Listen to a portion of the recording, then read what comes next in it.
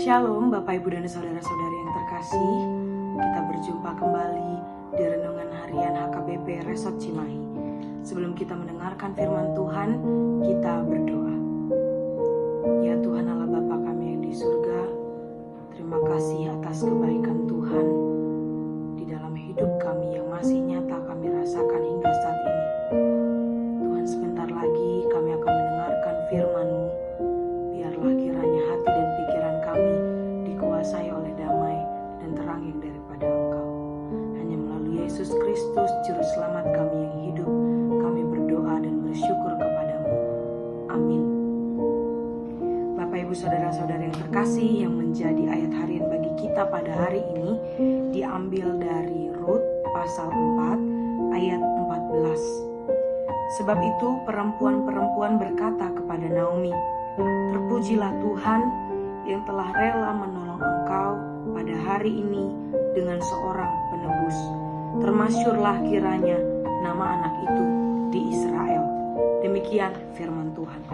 Bapak Ibu Saudara-saudara yang terkasih, apakah kita pernah mengalami fase dalam hidup ini di mana kita merasa hidup ini seperti kosong?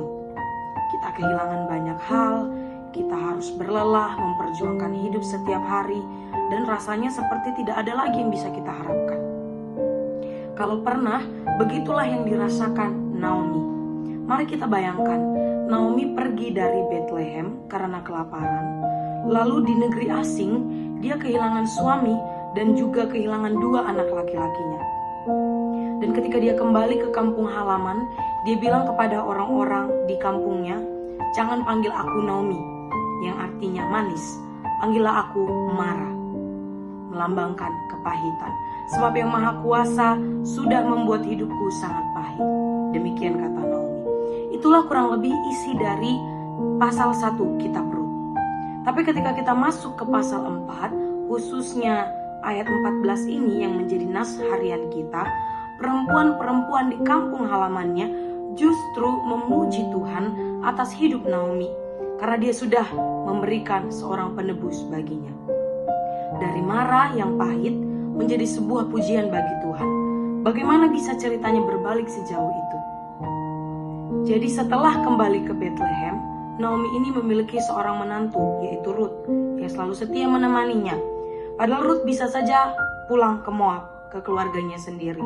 Tapi dia memilih untuk ikut Naomi di Bethlehem. Lalu kemudian Rut bertemu dengan Boas, kerabat Naomi yang kaya dan baik hati.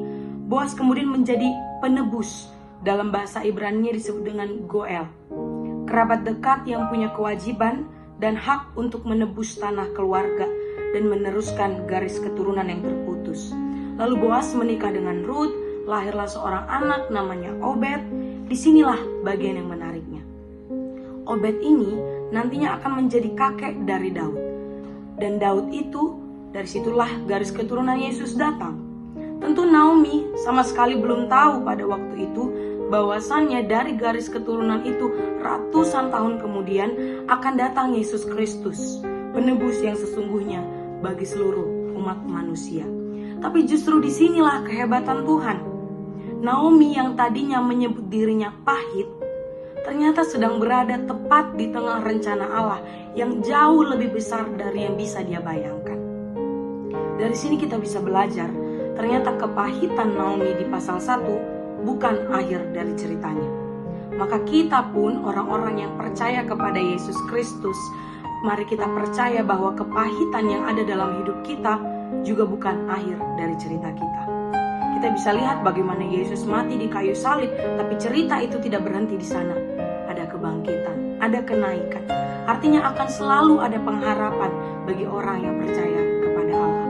Mungkin duka cita, persoalan boleh datang untuk sementara waktu dalam hidup kita, tapi kita yakin bahwasannya itu bukan akhir dari segalanya.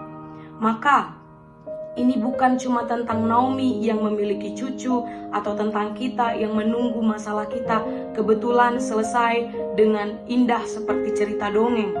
Tapi ini tentang mempercayai karakter Allah, mempercayai bahwa Allah berkuasa mengubah kepahitan menjadi berkat, mengubah air mata menjadi mata air. Jadi kalaupun sekarang ini kita sedang merasa seperti Naomi di pasal 1, pahit, kosong, putus asa, mari kita ingat bahwa itu bukan bab terakhir dari hidup kita. Kalau kita ada di dalam Kristus, kita punya jaminan bahwa kepahitan tidak akan menang. Tuhan sedang menulis cerita kita, bahkan di bagian yang kita anggap paling sepi sekalipun. Amin, kita berdoa. Terima kasih ya Allah Bapa atas firman-Mu yang telah menyapa kami hari ini. Biarlah kiranya firman-Mu menjadi pelita bagi kami, menjadi kekuatan di tengah pergumulan kami, kehidupan kami sehari-hari. Biarlah kami selalu berpengharapan kepada Tuhan, bahwasannya Engkau berkuasa untuk mengubahkan setiap kepahitan menjadi berkat. Dan juga Tuhan, setiap kegiatan kami satu hari ini, kami serahkan seluruhnya ke